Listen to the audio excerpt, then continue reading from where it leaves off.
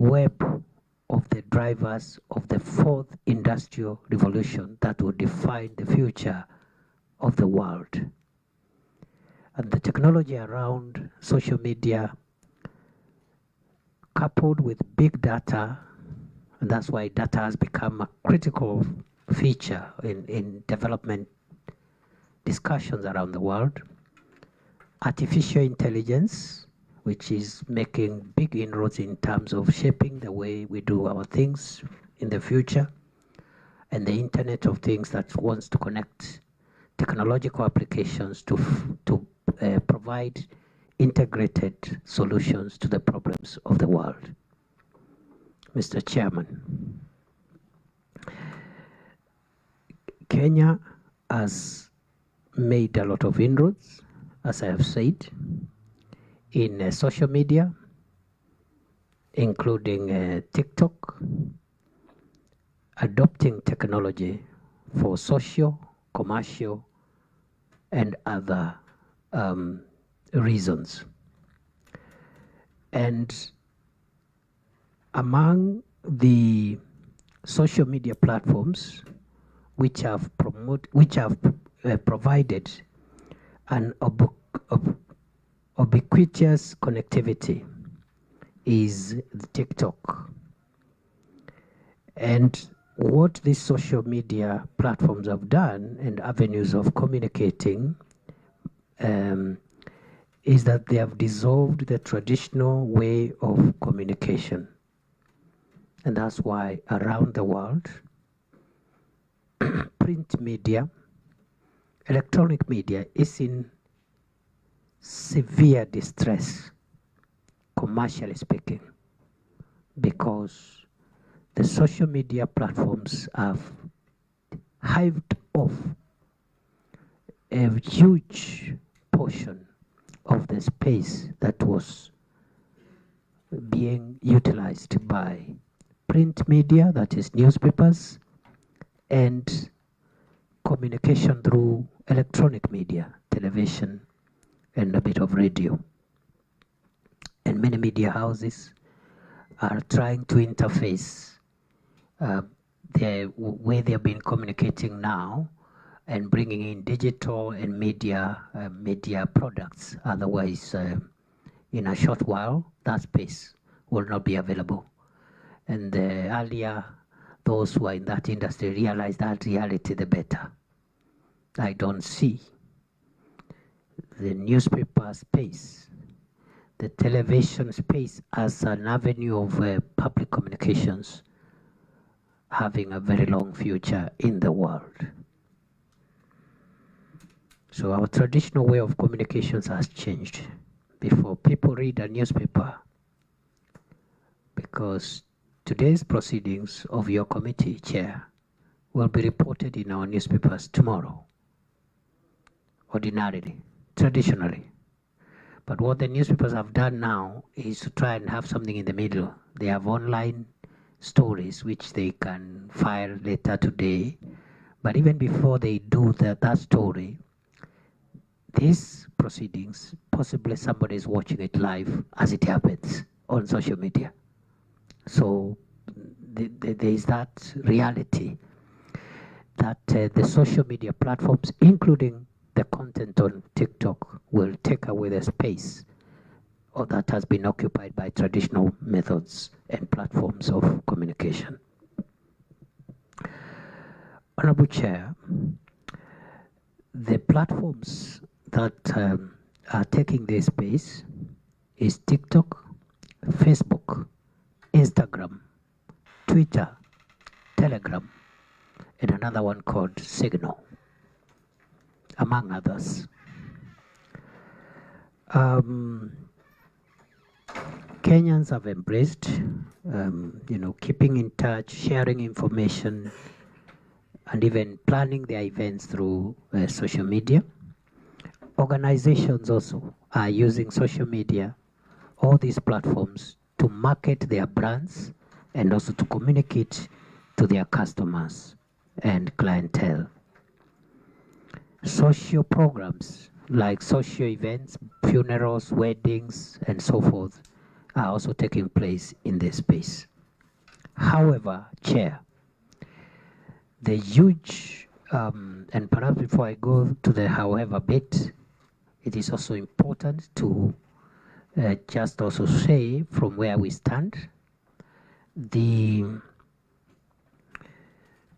commercial and economic value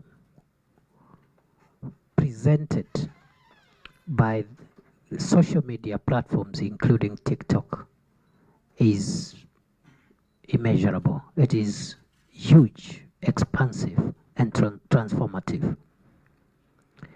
I will not belabor the committee because they, as honorable members, know that there are people making a huge fortune through the content that they create and control on social media platforms, including TikTok. Huge amounts of money, which the finest architects, engineers, lawyers, doctors will never make that amount of money. Content creation and content control on social media platforms, including TikToks. So we are looking at an emerging economic sector, which both the technology around it and the business, commercial, and economic potential it is creating will underpin the fourth industrial revolution and the future of the economics of the world. And that is the reality. However, Mr. Chairman and members, despite these immense opportunities in business, commerce, economics, communications, connectivity, and efficiency in the way we do things, the social media space, including TikTok, presents grave dangers to the world and to our society today. No part of the world is immune from the risks that this space and this platform poses to our way of life, to the social fabric, and even to public safety and security of the people of the world. Honorable Chair, this platform, including all the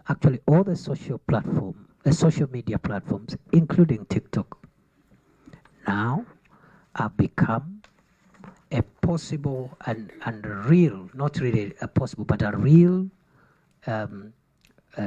theater for misuse by criminals to endanger public safety and security. TikTok and other social media platforms are increasingly being used to spread malicious content, which is illegal, unlawful, and a violation of fundamental rights and freedoms. Chair and members, TikTok and other social media platforms are increasingly being used to also generate propaganda, including propaganda for war. Terrorist groups, including the famous ones in our corner, Al-Shabaab and others, are using social media platforms, including TikTok, to generate propaganda for war and also to generate the propaganda to advance the ideology of terror and so forth and so on, including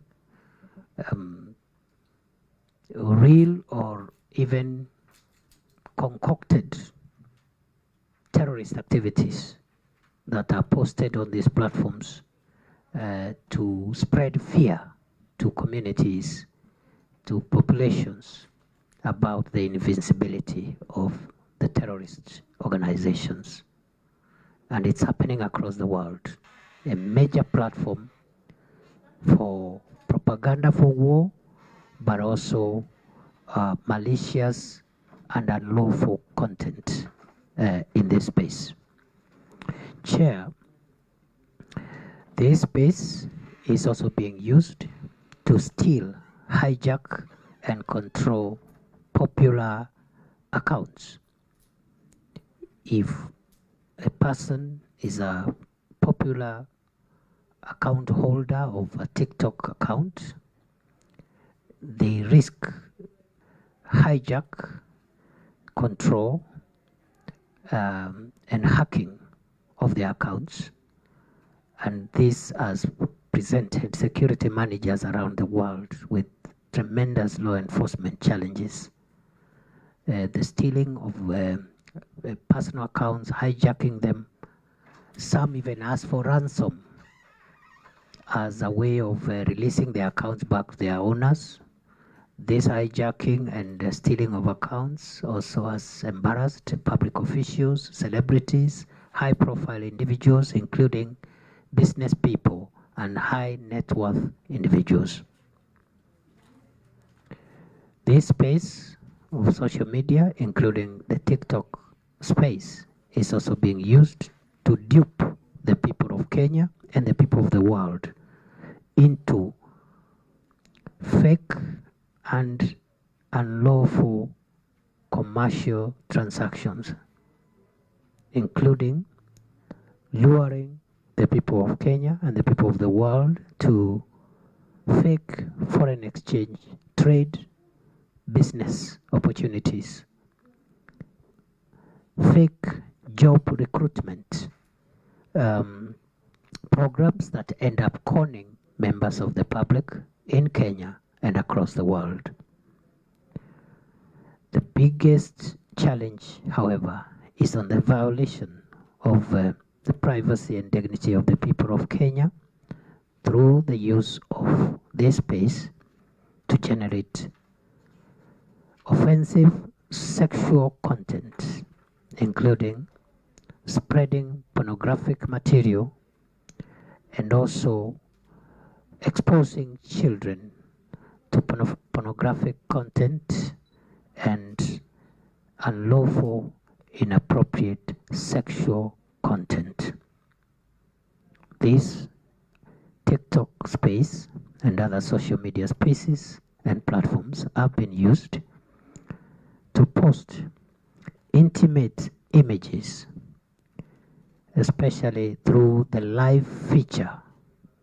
The live feature of TikTok is being used as a platform of circulating offensive, intimate images, some of it maliciously posted there, some of it deliberately posted there, and this has exposed especially our children into early exposure to destructive content in the pornographic and sexual space. These risks, as I have enumerated them, Chair and members, pose severe distress in our society. The risks pose severe social distress to users of TikTok. It also exposes minors to inappropriate content and also promotes social discord for the reasons which I have explained. What is the government doing about this? Chair and members, we have one of the most robust data management and data control laws anywhere in the world.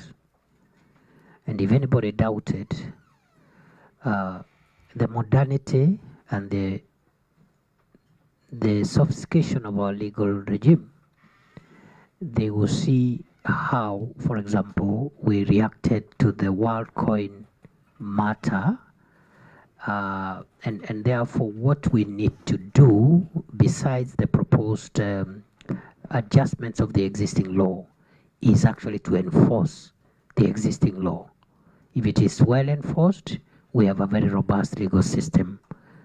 And therefore, the current law, which is the Data Protection Act of 2019, as supplemented by the Data Protection Regulations, require data controllers and data processors, including now TikTok, because TikTok falls in the category of data controllers and data processors. They are required under the laws of our country to comply with various compliance obligations under the Data Protection Act and the Data Protection Regulations. The compliance requirements include implementing data protection deliberately. And this includes implementing the data protection principles in an effective manner, integrating and implementing appropriate technical and organizational measures to protect personal data and register, and they are also required to register as data controllers or data processors with the Office of the Data Protection Commissioner. We as government also, through the Office of the Data Protection Commissioner, have contacted TikTok. The government of Kenya is in contact with TikTok, and we have raised concerns relating to the way TikTok is processing their data related activities. In particular, the government of Kenya has requested from the owners and operators of TikTok to provide to us the levels of compliance with our laws, namely the Data Protection Act and the Data Protection Regulations.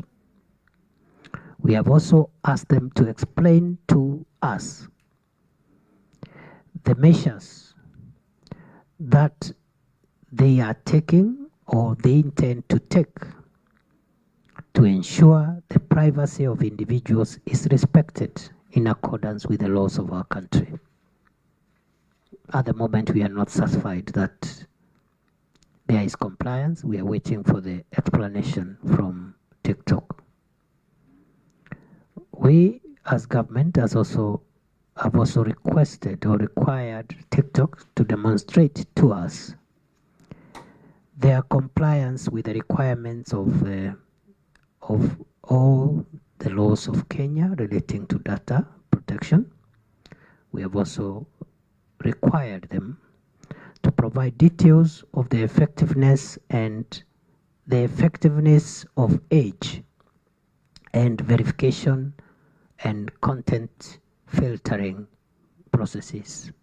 If at all they have any age verification and content filtering procedures as they run that platform. We have also asked them, Chair and members, to tell us what they are doing to implement Kenya-specific supplemental terms in the privacy policy, considering the provisions of our laws. In other words, we have asked them how they are customizing their data processing in the TikTok platform to comply with the law of our country. The government has also required TikTok to demonstrate full compliance, and it's only after that demonstration that we'll also require them to register with the Office of Data Commissioner of the Republic of Kenya as data controllers and data processors going forward. Thank you, Honorable Chair and members. Thank you, Chair. Before I give a round of questions, we have a member who just walked in. Maybe you can introduce yourself.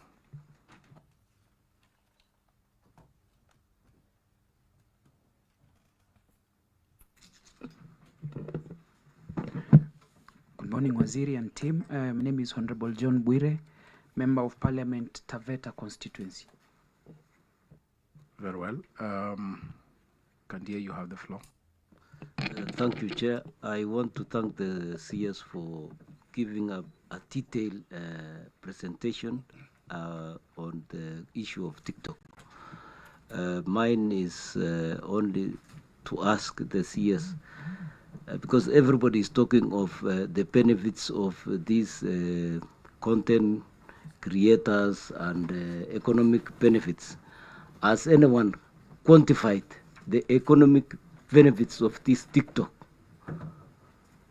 Number two, from your presentation, the ills of TikTok outweighs the economic benefits. And can one be right? For example, from the way you said, they need, first of all, to comply with our data protection laws. Can we say now we ban TikTok until they comply? You'll note, Waziri, and then I will give you an opportunity to reply. Mheshimiwa Owino. Thank you, Chair. Thank you, Waziri, for the comprehensive presentation. Just to ride on what my brother also has asked, you've listed things that you have requested TikTok to bring or to comply with so that they can be licensed to operate. When did you send the request for those things, and have they responded? And do we have time frame for their response? And what do we do in an event where they don't comply at all with whatever the government has requested for? Do we shut them down until they are fully compliant, or what happens? Thank you. Very well. Honorable Nyanze. Thank you, Chair. Thank you, CS, for the good presentation. My concern is on the use of technology. We find Kenyans are really very good at embracing new technology. And I don't know whether our government or whether we are proactive enough to counter the evils which come about with the technology. In this case, I'm talking about the countries of origin for these technologies, especially when we talk of TikTok and World Coin. It's like they are not embraced in the countries of origin. But when it comes to Kenya, we are very good at embracing new technology. So I know you have talked about the laws and the requirements for people to be registered. But how can we, in the future, ensure that we are more proactive so that we don't just react after we see the evils? Since we are not many, I can allow all of us to do one round. Honorable Bwire. Thank you.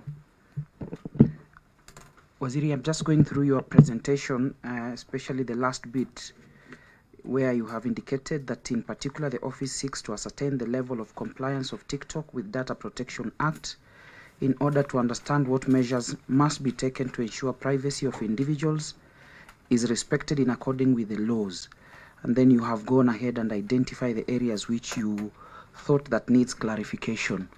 But I have only one concern. As a government, until now, are we saying that we do not know? We are not able as a government to answer the question as to whether the data of the privacy of Kenyans, and I've seen very senior government officials on TikTok, are we saying that we do not have that information? Because my thinking was, if we were to rely on an answer from TikTok on that aspect. If, for instance, they come and just say, yes, your data is protected, do we have checks and balances to verify and confirm that whatever information that they are going to give to government in relation to data protection is actually the correct position in terms of protection of privacy of individuals? Very well. Honorable Moriuki. Thank you, Chair. Mine is a brief one because most of the questions have been asked. Waziri, I want to thank you for the very, very good presentation, which is very well balanced, not inclining or skewed to any side. My concern is when these social platforms are starting to operate in Kenya, at what point is the Ministry of Interior involved so that they can assure or they can ensure that the Kenyans are well protected? At what point, Waziri?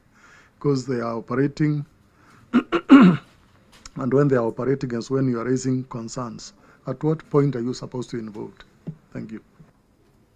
Waziri, you could take those ones, and then I have one last concern after you have responded to this. Thank you, Chair, for the the members for the very good clarifications and questions, which are direct and straight to the point. Chair,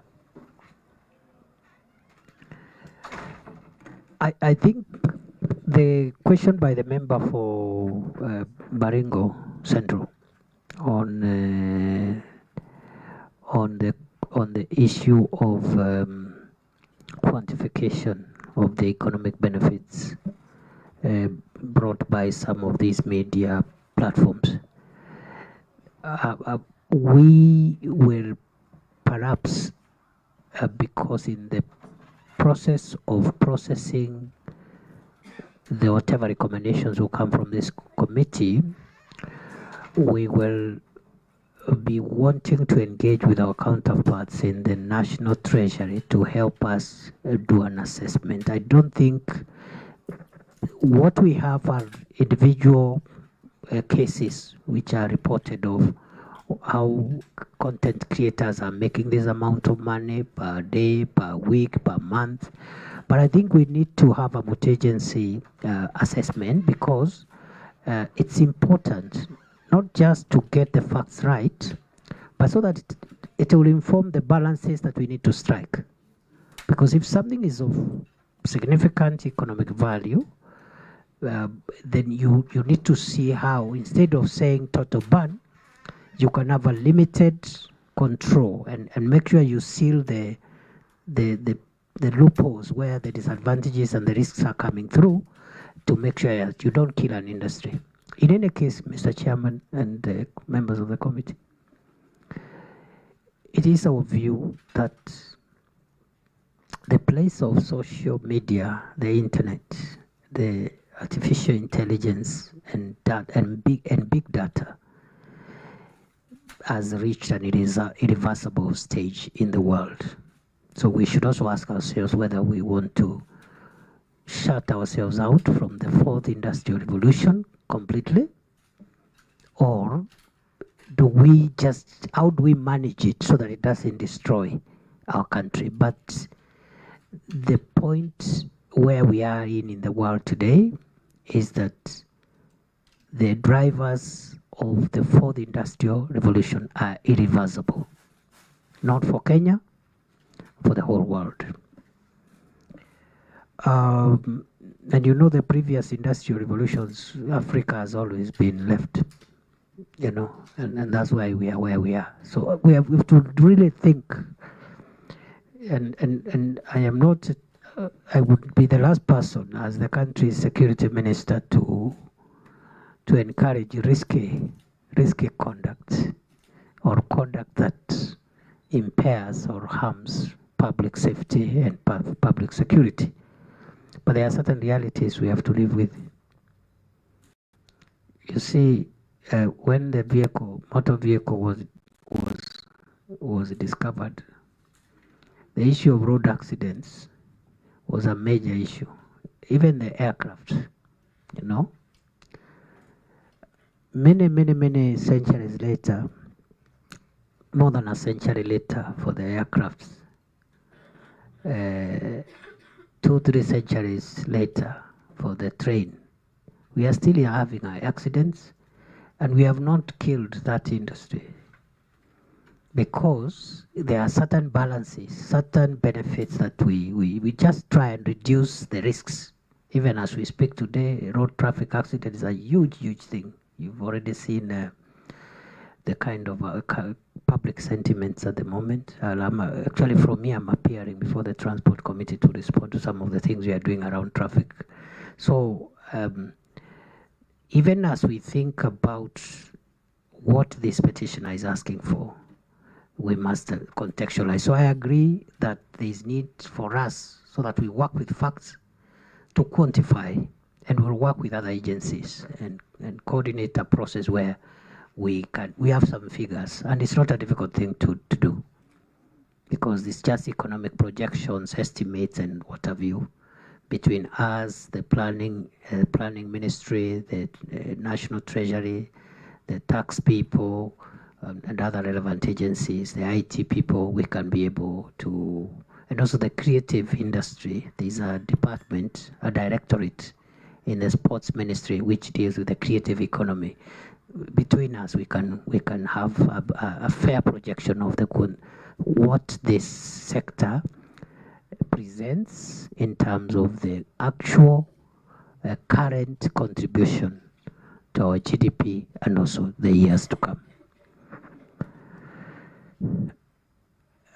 I don't think at this stage we are in a position, in my humble view, to declare that the dangers presented by TikTok outweigh the benefits. It's a bit premature. I am inclined to be persuaded once we have a bit of factual and evidence-based policy positions developed. And this is what we should be doing. And between the executive and the legislature, I think we should work out a program where we have a policy that is evidence-based to help us assess whether the risks are greater or they are more prominent than the benefits, or vice versa. Number 3, do we ban TikTok until they comply?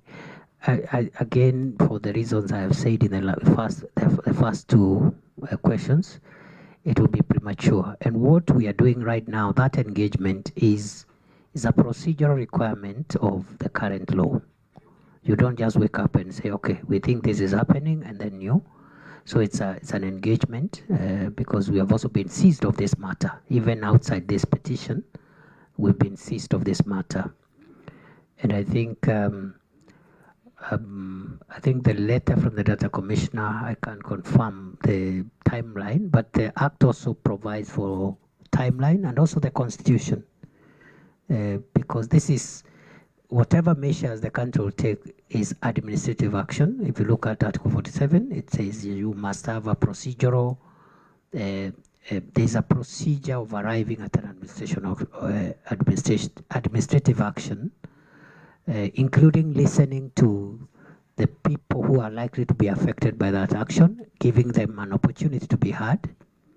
And it doesn't matter the merit of their case. Even if their case is weak, they must be allowed to present the weak case. And when I was in law school, we used to be taught by our teachers that the right to be heard is an undeniable right. Even if somebody has nothing to say, they must be given an opportunity to say the nothing before action is taken.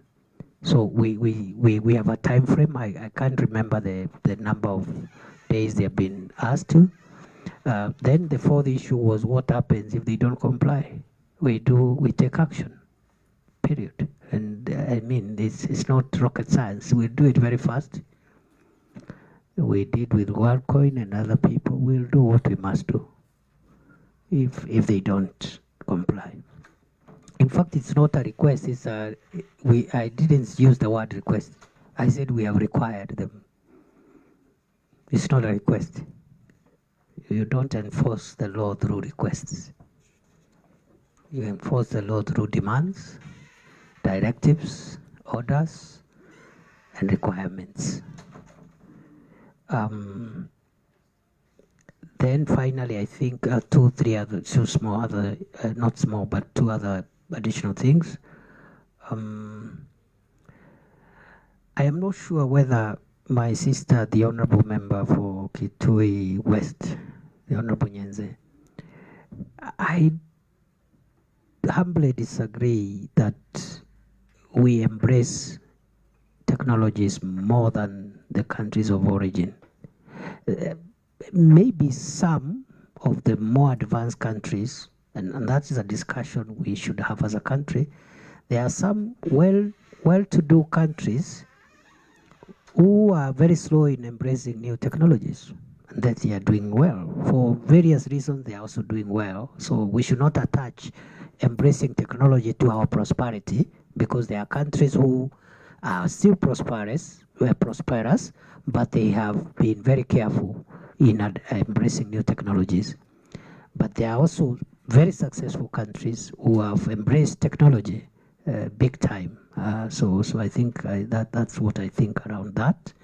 But I hear you that as a country we must, because of the serious public security, public safety, public health, and the social interests posed by some of these technological applications, we must apply the precautionary principle and always be cautious before having a widespread application that is risky to our members of the public. Is the government saying we don't know whether or not there is compliance, whether or not the controls are there? We have an idea. As security managers, we have an idea what the risks are, but as I said, procedure demands that the person affected by administrative action be given an opportunity to explain themselves, whether they have merit or no merit. Let them say what they want to say. We will triangulate that answer with the information we have before we take action. We will still verify what they say. In other words, we are not going to depend on the responses they give us. We will have to verify it, triangulate it, and independently we have a way of ascertaining what they are telling us, if it is true or not. Finally, I was asked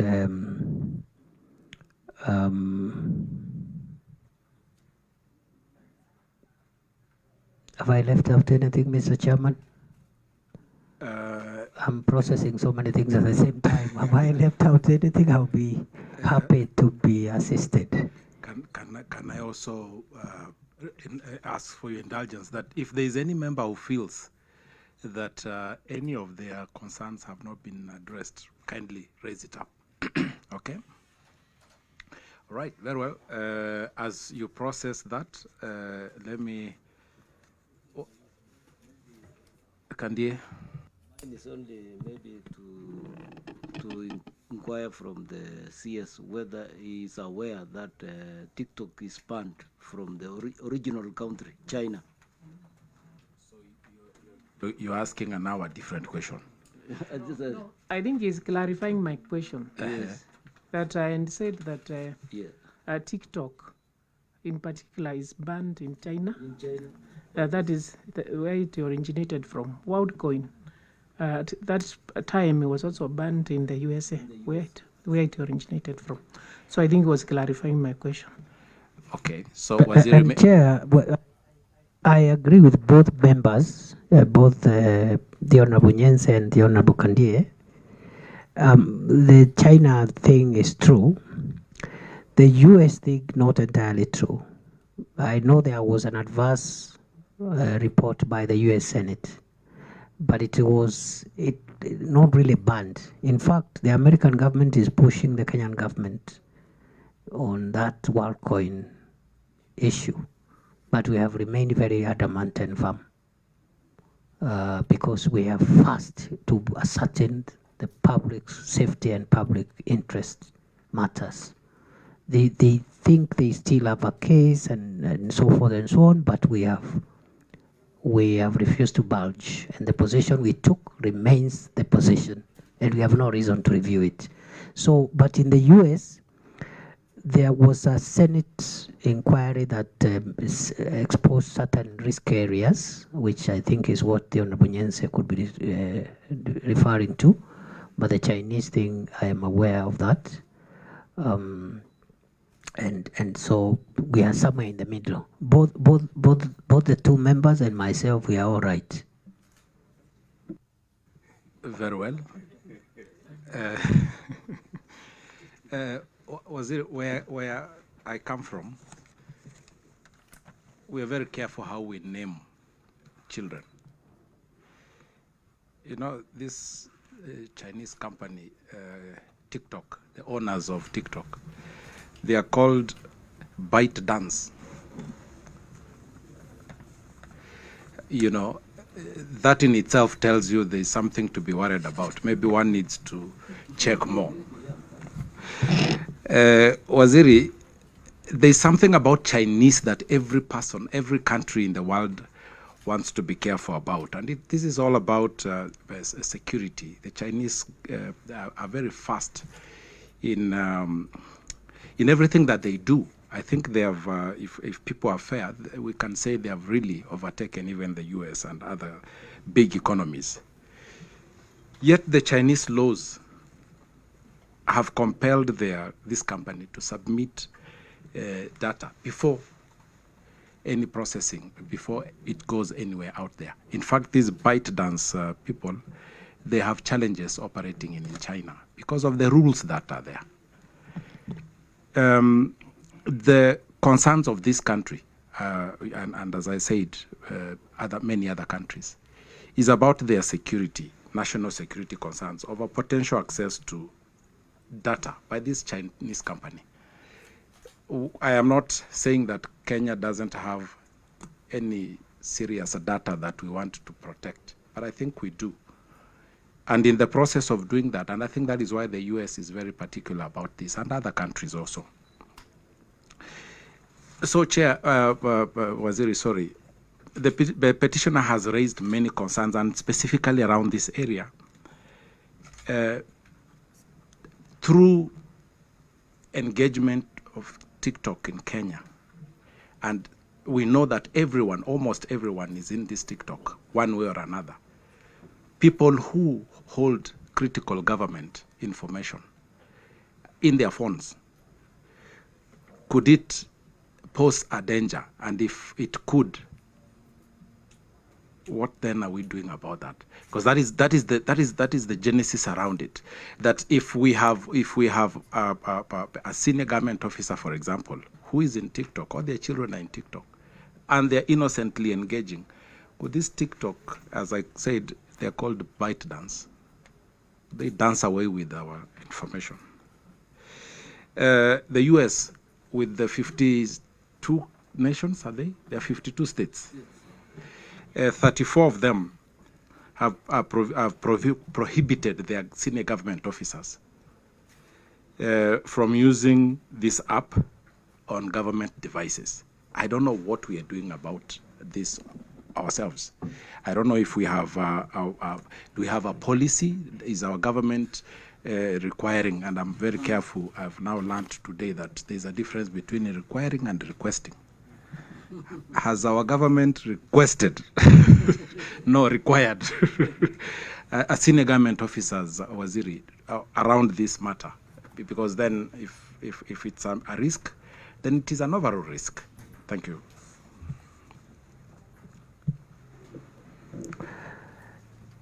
Chair, I agree with you. The question you pose defies a simple answer. It's a complex matter there, and the balances.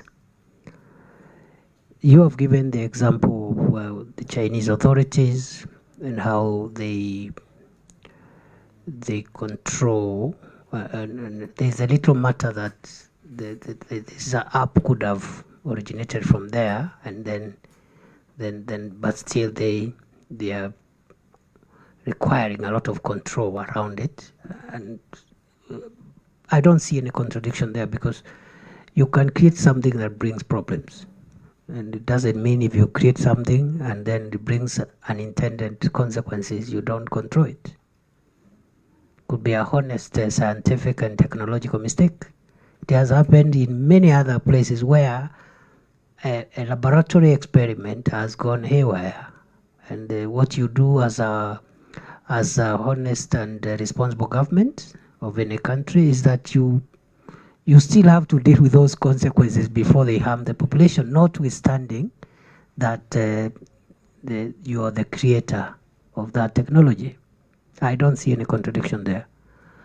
But I agree with you, Chair, that for example, in that country, they have stricter controls, even on other platforms like WhatsApp and so forth and so on.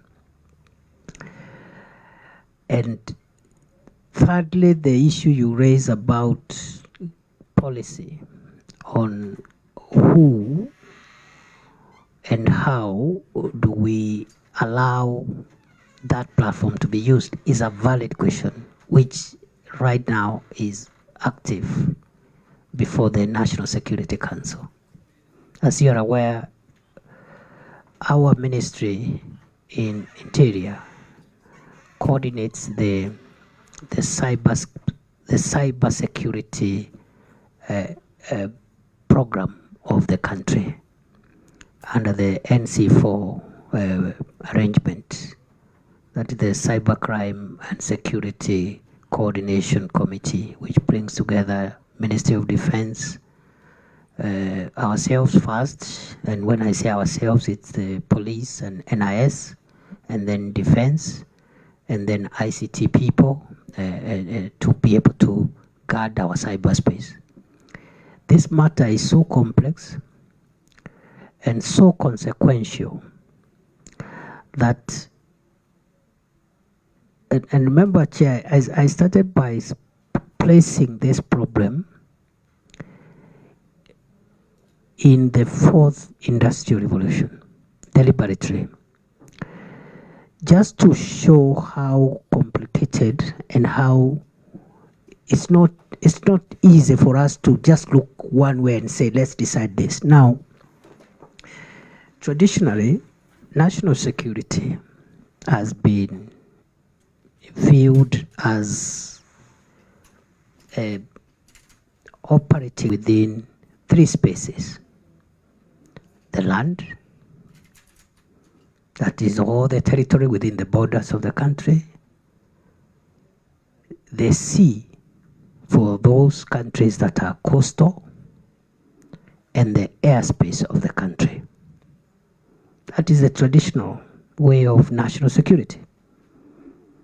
And if you look, for example, at defense arrangements for Kenya and defense arrangements for the world, you have the army to protect the land. You have the Air Force to protect the airspace of the country, and the Navy to protect the shoreline for any risks emanating through the sea. Today, a fourth space called the cyberspace is the theater of risk. And therefore, going forward, we should invest in internal security and defense arrangements that creates a fourth defense tier. Maybe not as part of the military, but we need both military and internal security expertise and technology people to provide the fourth arm of our country's defense, and that is the arm that will defend our cyberspace. The potential of that space to hurt the country is big, but as I've said again, the potential and the potential and the irreversibility of the cyberspace and its contribution to our national development going forward is again undeniable.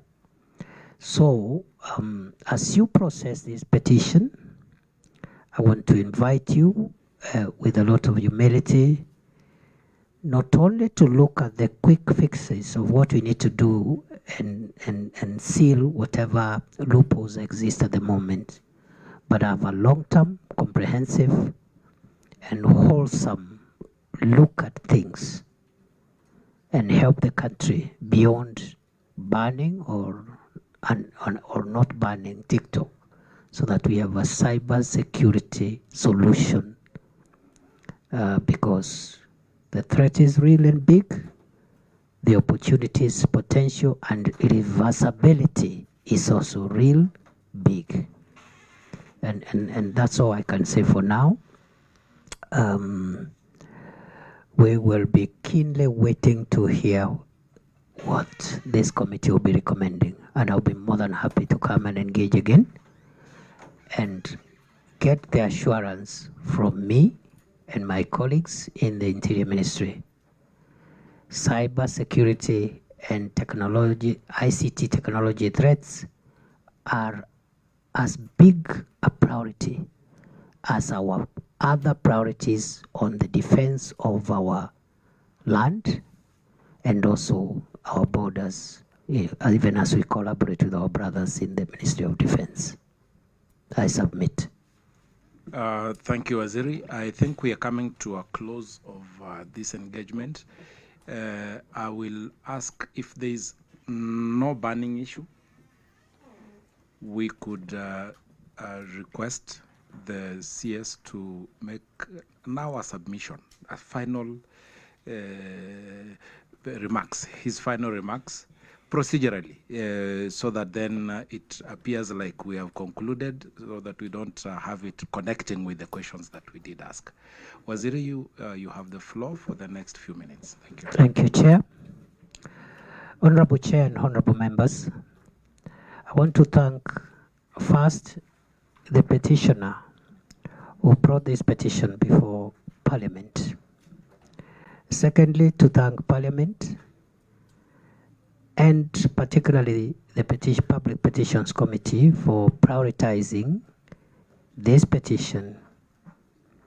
Honorable Chair, this petition raises very grave issues, and the issues that this committee is faced with in terms of making a determination are issues that are at the heart of the security and safety of our people. The platform of TikTok is a platform that brings huge benefits for Kenya and the world. Commercial benefits, social benefits in terms of ease of communicating, but also assisting corporates and even public officials to engage with members of the public. However, besides these benefits, there are grave dangers posed by this platform and other platforms within the cyberspace. We are in active engagement with the owners of this platform, and soon we will be triangulating all the information available and making certain decisions for the interest of the country. Honorable Chair and members, the cyberspace presents a major place where the country can be hurt and the members of the public can be hurt, including our children, And therefore, we have prioritized it where it belongs. And I want to report to you and to the country that this matter of how we can strengthen our cyber space is an active agenda of the National Security Council. We want to invite your contribution, your recommendations, and we'll be very happy to implement the recommendations of this committee, and together between the executive and the two houses of parliament, we should guide the country in creating the legislative, policy, and administrative framework that will protect the country from any threats that are posed by the use of the cyberspace. I want to thank you for inviting me. I want to thank you for accommodating and giving me the courtesies you have provided for me and my the colleagues from the ministry, and I look forward to engaging with you again in the near future. I submit. And it is so granted. You will engage with us many times in the future. Waziri, I want to